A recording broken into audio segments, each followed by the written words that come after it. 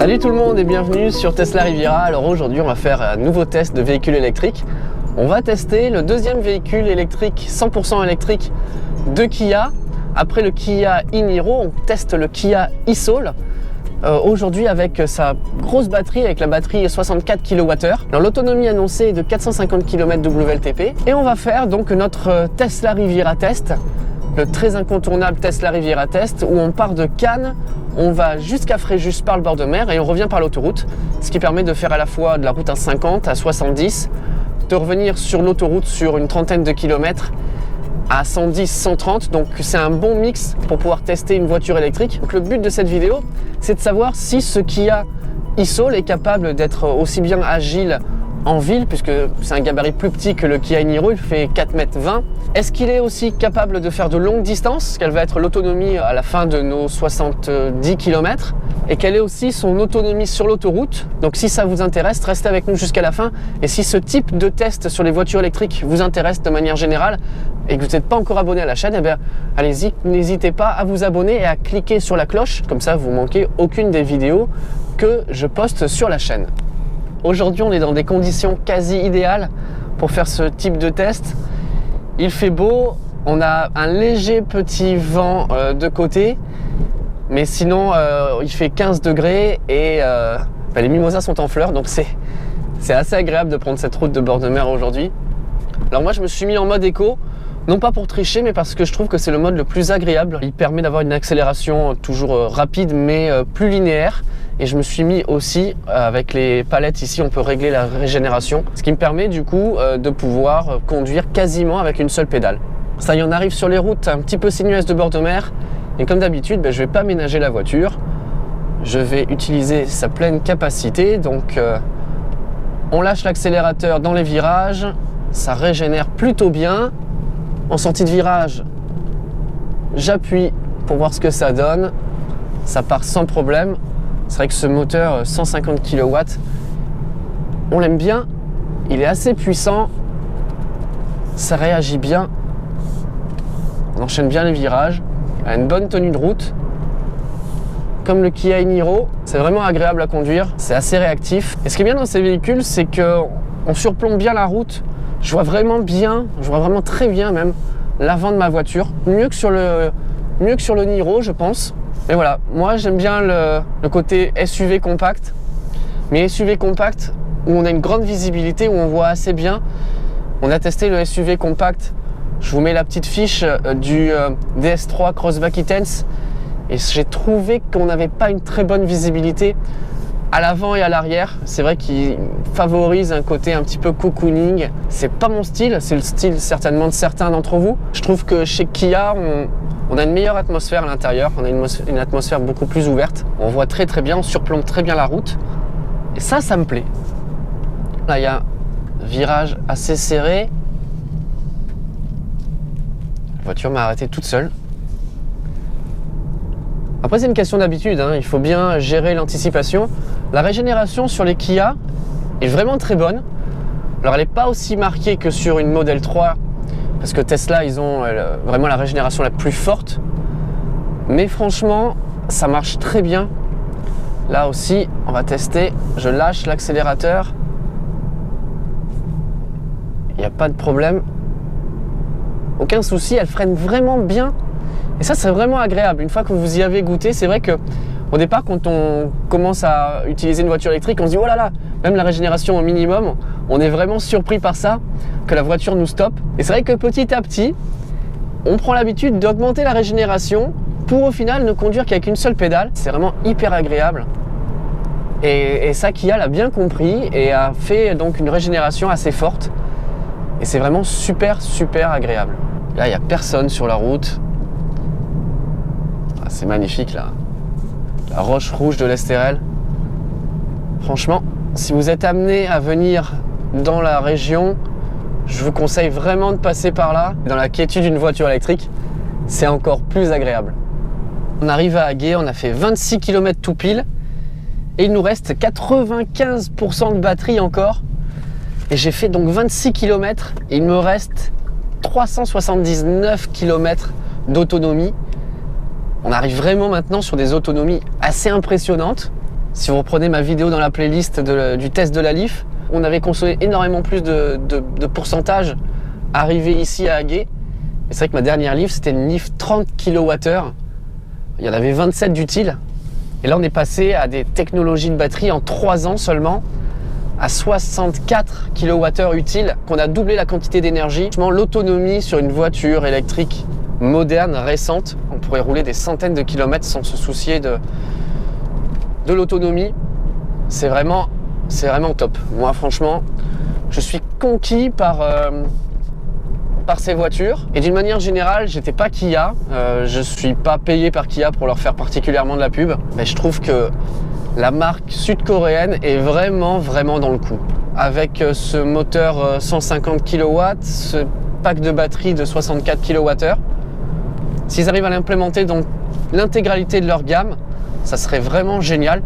Est-ce que Kia est capable d'en sortir des dizaines, voire des centaines de milliers par an? Parce que je vais réaliser encore 2 vidéos sur Kia et ce Kia e-Soul.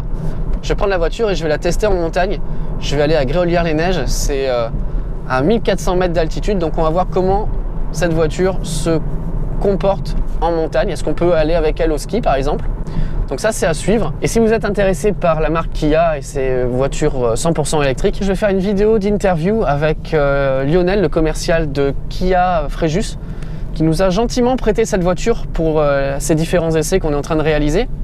Et on va parler avec lui de plusieurs choses. Comment ils appréhendent ce changement de technologie? Est-ce que pour eux, c'est une contrainte? Est-ce que c'est une difficulté? Est-ce qu'au contraire, c'est une opportunité pour gagner des parts de marché sur le marché des voitures électriques, qui, on le sait maintenant, va exploser dans les années à venir? Je trouve qu'il sera très intéressant de connaître son point de vue là-dessus. Alors voilà, on est sur le port. Et il y a énormément de vent aujourd'hui. Vous pouvez le voir. J'ai mis les lunettes pour le style et surtout pour les yeux. C'est la nouvelle version du e-Soul. On va commencer par la présentation extérieure. Déjà ici, vous voyez la trappe de charge. Et Kia a eu la bonne idée il y a quelques années déjà de changer sa prise qu'on a un port CCS. La puissance est limitée actuellement à 77 kW. Peut-être que ça évoluera avec les prochaines versions, mais pour l'instant Kia souhaite conserver sa garantie 7 ans. Et donc ils ont fait un compromis, mais 77 kW c'est déjà pas mal. Pour ce qui est de l'extérieur, bon, c'est un e-Soul classique, il a été un petit peu revu sur sa nouvelle version. Il fait 4,20 m de long, 1,60 m de haut, donc c'est déjà un crossover SUV assez sympa. Et il fait 1,80 m de large. Il est plutôt haut, et c'est vrai que quand on monte à l'intérieur, on le verra après, mais on a vraiment une position qui surplombe la route. Moi je trouve ça assez agréable. À l'arrière, ils ont mis un message assez sympa. Arrête de mater, viens m'essayer. C'est vrai que la voiture électrique, c'est ça, si on l'essaye, on en est tout de suite satisfait. Donc c'est déjà un bon slogan, j'apprécie énormément. On va voir le coffre. On voit la voiture, elle est comme coupée à l'arrière. Là j'ai retiré la protection en caoutchouc qui est ici. Et vous allez voir qu'on a un coffre qui fait 315 litres, mais on peut quand même récupérer pas mal de place. On voit ici le coffre de base, qui est assez haut, assez plat. Il y a un petit rebord, mais sinon c'est assez haut. Et on peut faire coulisser ça et le mettre en bas. Et là on a un assez grand coffre, on peut mettre quand même pas mal de choses. Donc moi je vous conseillerais de faire ça. Et j'ai quand même accès à mes câbles de recharge qui sont toujours cachés. Donc j'aime bien cette voiture, elle est modulable. Et encore une fois, ça c'est un très bon point. Alors on va passer à l'arrière du véhicule et vous allez voir, c'est épatant aussi. J'ai vraiment de la place, franchement. On peut mettre une petite bouteille d'eau ici. Mais l'accoudoir est agréable en mousse. Donc on peut bien se mettre. Et alors là, à la hauteur, j'ai bien un point largement. On peut mettre 3 adultes.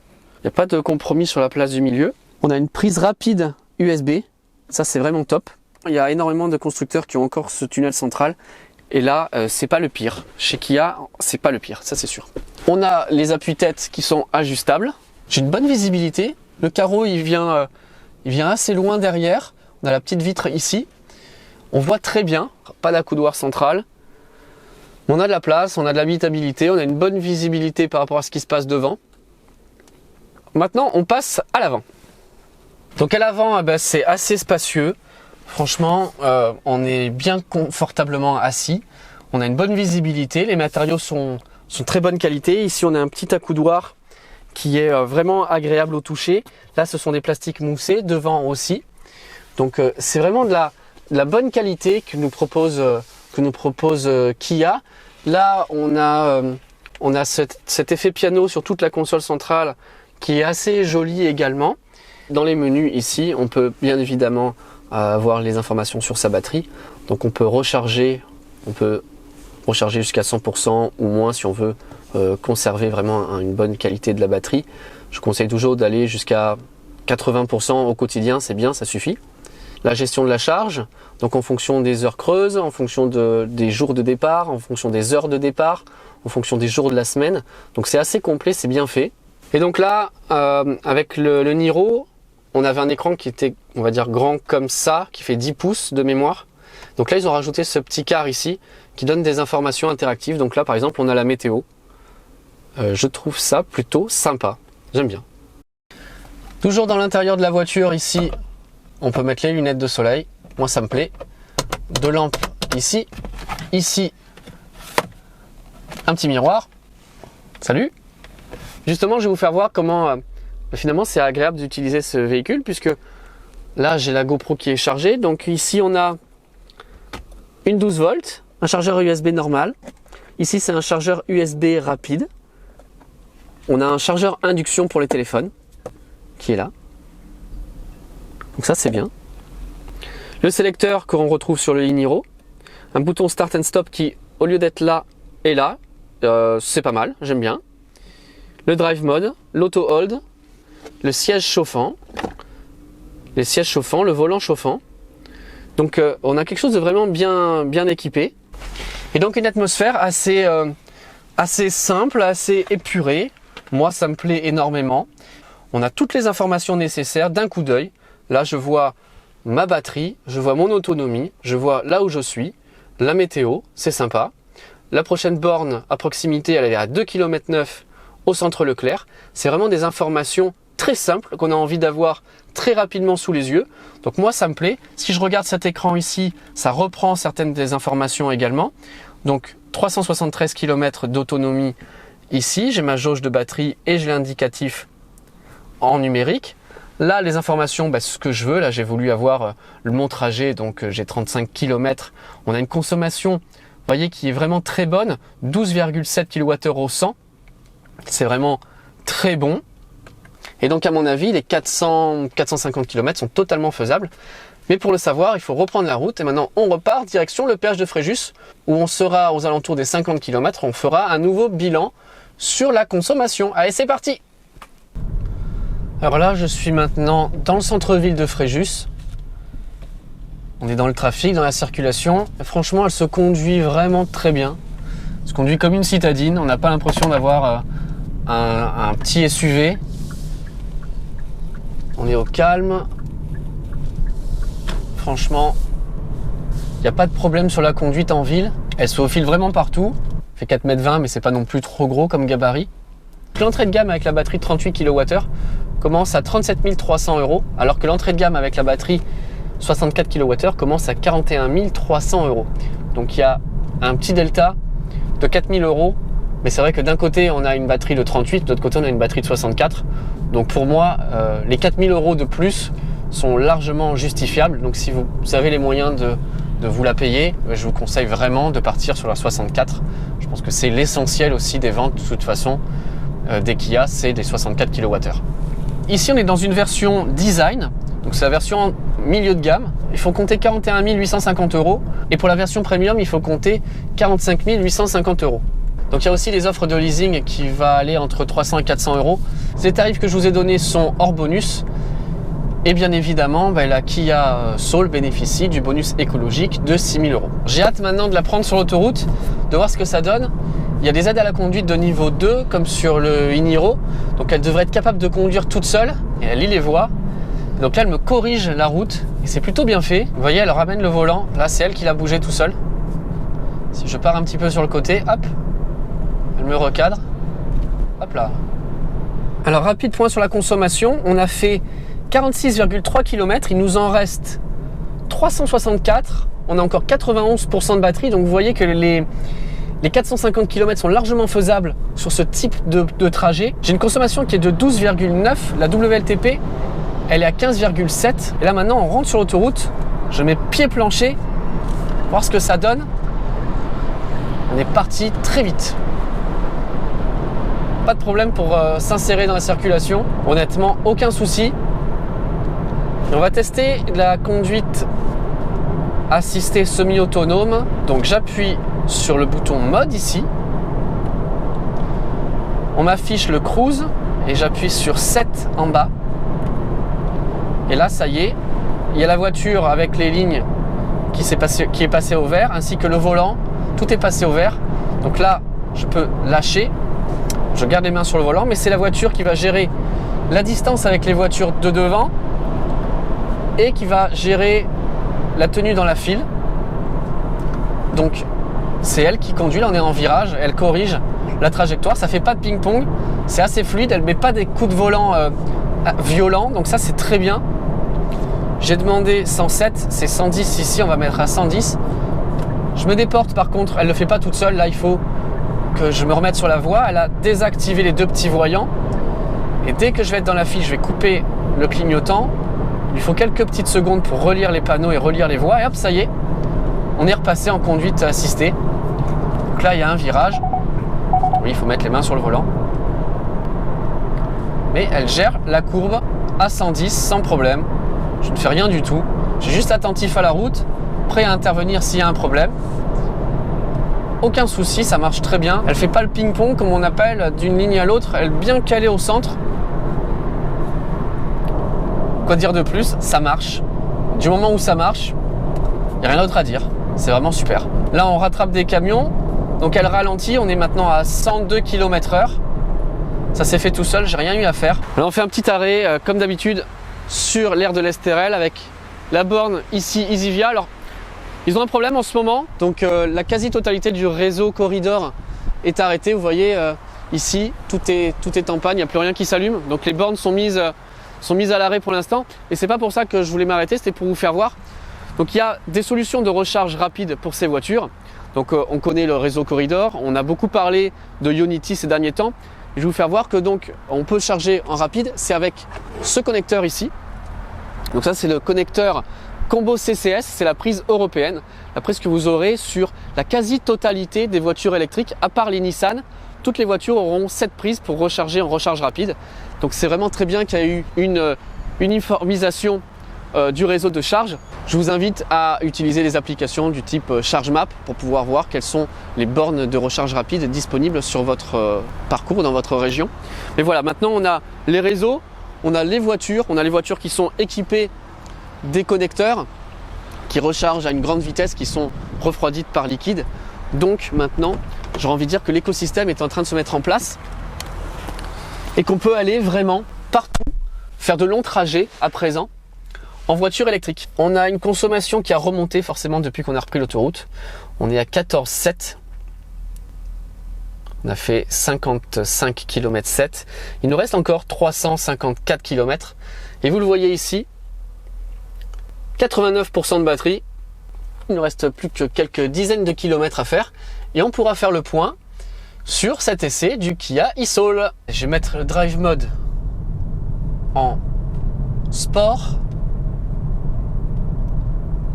Et on va tester l'insertion sur l'autoroute. On met pied plancher, c'est parti. Ça envoie, c'est joueur. La pédale là, on voit qu'elle est très sensible. Alors si je suis en mode éco, j'ai 351. Si je suis en mode normal, j'ai 334. Si je suis en mode sport, j'ai 328. On perd pas tant que ça finalement. Vous êtes joueur, vous pouvez rouler tout le temps en mode sport. Vous aurez largement de quoi faire. Si vous vous rappelez, on a déjà parlé du ProPilot de chez Nissan qui coupe dès qu'on est, je crois, à 0,2 G. Donc dès qu'on est un petit peu dans une courbe un petit peu trop prononcée, paf, il va couper. Donc qu'est-ce qu'il en est ici avec ce Kia e-Soul? Là, il y a un virage qui s'annonce. Alors je vais juste l'accompagner ici au cas où il y a un problème. Il y a une voiture qui s'est intercalée, on freine là. Il y a des voitures qui font des freinages d'urgence dès qu'il y a quelque chose qui passe. Là, ça s'est fait vraiment normalement. Oui, je garde les mains sur le volant. Je pense que là, la Leaf couperait. ici. Et là, c'est pas de problème, hein. Elle n'hésite pas du tout, elle corrige la trajectoire. Vous voyez le volant qui bouge un tout petit peu.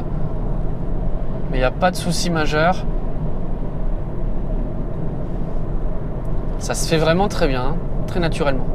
Alors ce qui est dommage, c'est que Kia ne prévoit pas d'amélioration de son système de pilote automatique. Donc vous l'avez, il restera comme ça. C'est un petit peu dommage, cependant, étant donné qu'il est quand même de bonne qualité, qu'il fonctionne vraiment très bien, c'est pas si grave que ça.